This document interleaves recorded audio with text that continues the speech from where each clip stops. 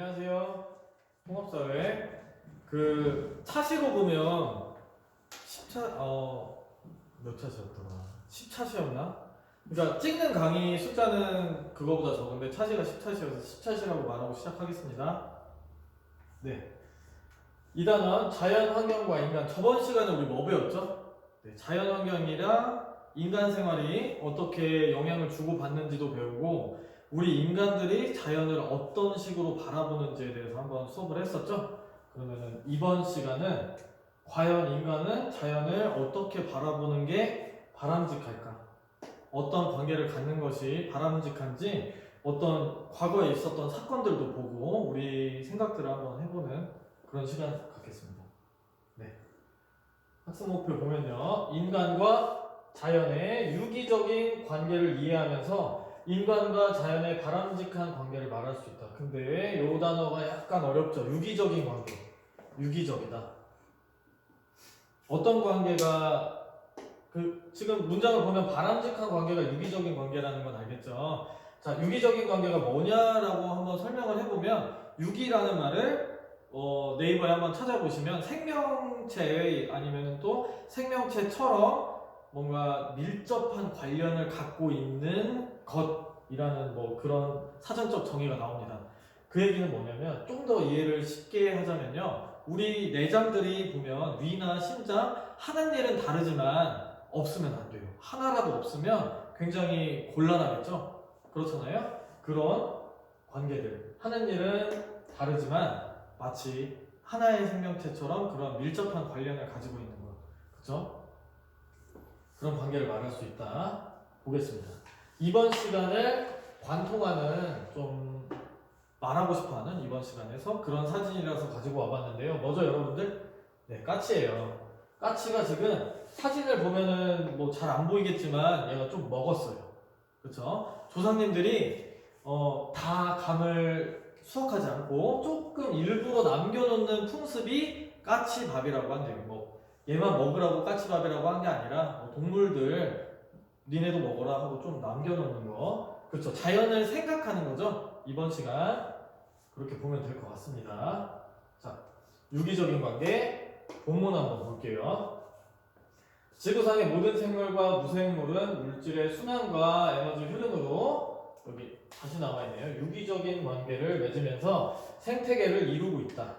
이러한 생태계는 일정한 상태를 유지하려는 항상성을 지닌다. 항상성은 뭐냐면 우리 생물이라면은 다 같이 가지고 있는 특징이에요. 뭐 자기의 일정한 상태를 유지하려고 하는 습관인데요. 뭐 인간도 똑같아요. 다이어트가 그래서 어렵죠. 뭐 외부로 사전적으로 정의를 보자면 외부로부터 오는 자극을 밀어내는 거예요. 본인이 본인의 상태를 유지하기 위해서.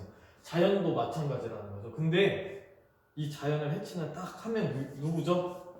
네, 인간입니다. 인간은 자연을 막 부셔요. 공장도 짓고 막, 그렇죠. 나무도 다 베고요. 그러다 보면 이렇게 생태계의 안정을 깨트리면 그 피해는 누구한테 온다고요? 인간한테 오죠.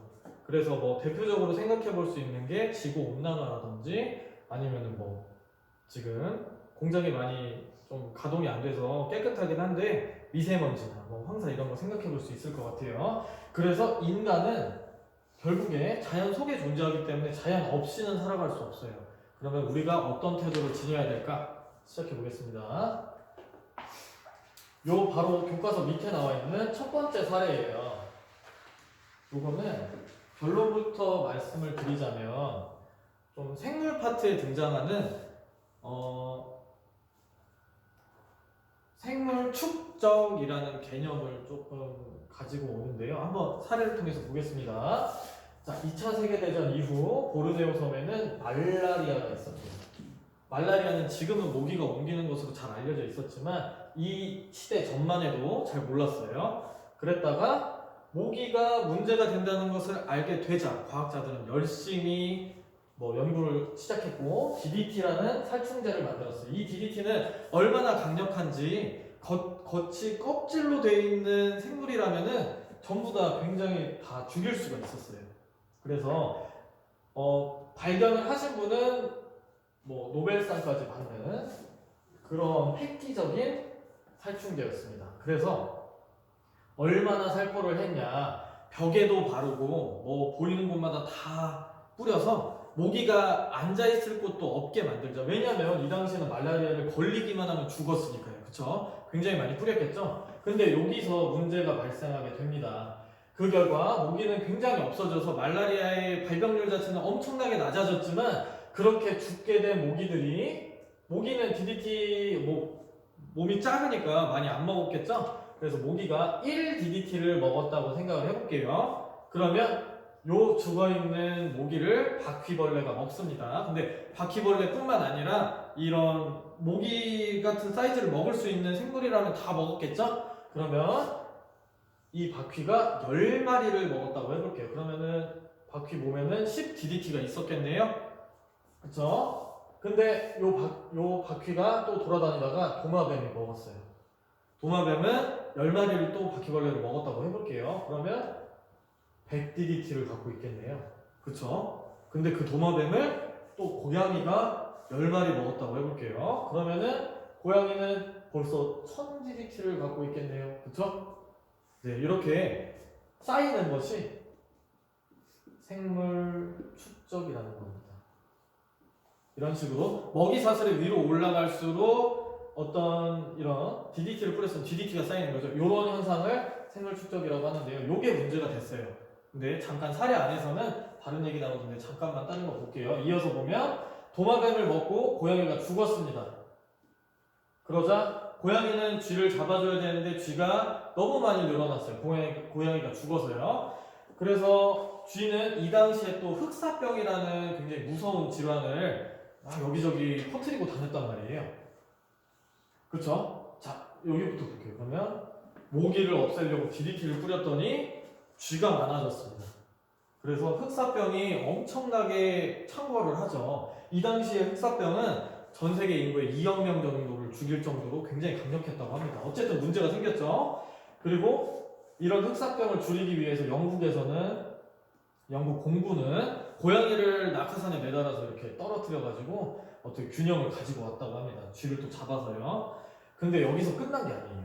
어떻게 해서 끝난 게 아니라 이전에 뿌려놨던 이렇게 축적이 많이 됐던 DDT가 다시 발암물질로 밝혀지면서 굉장히 큰 문제를 안게 되었습니다. 그 문제는 지금도 유지되고 있고요. 이 책에서 잘 나와 있습니다.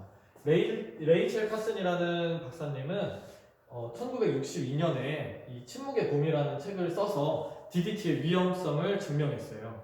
그래서 생물 축적에 대한 얘기들을 담고 있어요. 네, 그래서 가장 작은 박테리아부터 DDT가 쌓여있는 정도가 먹이사슬 끝까지 오면은 약 1000만 배까지도 쌓이게 된다. 하지만 DDT는 굉장히 강력한 발암물질이다 라고 얘기를 하고 있습니다. 그래서 결국 DDT를 또 안 썼죠. 안 쓰게 되니까 또 말라리아가 많아지고 또 문제가 많아졌다고 합니다. 네, 어렵습니다. 자연 문제 어떻게 해결해야 될지, 우리가 자연을 어떻게 다뤄야 될지 우리는 한번 고민을 해볼 수밖에 없어요. 그쵸? 네, 보겠습니다. 네, 그러면 인간과 자연이 공존이 뭔가요? 같이 존재한다는 것이죠. 같이 잘 문제없이 존재를 하려면 어떻게 해야 될까? 본문 한번 볼게요. 네, 이런 노력이 필요한데 효율성과 경제성보다는 우리가 돈을 벌고 보다 나은 삶을 추구하는 것뿐만 아니라 자연과 인간의 공생을 중시하는 생각들도 해야 된다. 요것뿐만 아니라 같이 이런 생각도 해야 된다. 요거의 핵심일 것 같아요. 그죠? 이 부분이 핵심이고요. 이어서 사례를 하나하나 보면요. 최근에는 자연이랑 조화를 이루는 개발을 위해서 생태도시 만든다. 슬로시티 한다. 여기 아마 교과서 보면 여기 각주 달려있을 거예요. 한 번씩 읽어보시고요. 그리고 동식물의 서식지를 보호하기 위해서 생태통로를 만든다. 생태통로라고 하면요, 우리 고속도로 같은 데 보면 동물들 지나다닐 수 있게 만든 길들이 있어요. 그런 것들 얘기하고요. 그리고 또 생태계를 복원하기 위해서 일정 기간 동안 출입을 통제하거나, 네, 이런 노력들 하고 있는 거.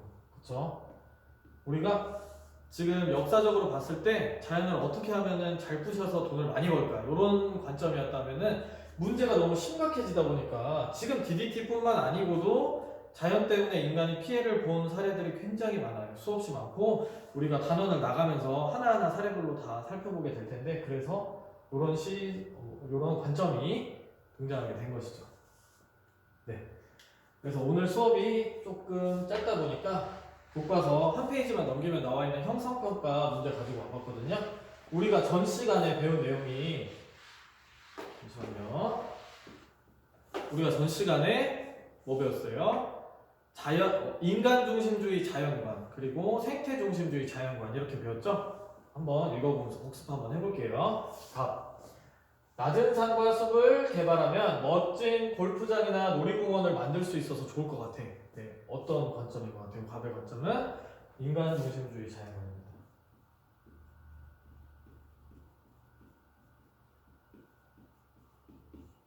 네. 그리고 이어서 을 보면요. 숲을 잘 보존해서 인간과 자연이 함께 어울려 살면 좋을 것 같아. 어떤 관점일까요? 네. 생태 중심주의가 되겠죠?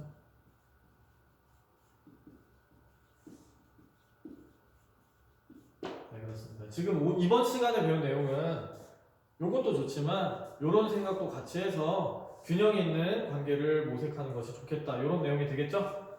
자, 이번 시간은 여기까지입니다. 감사합니다.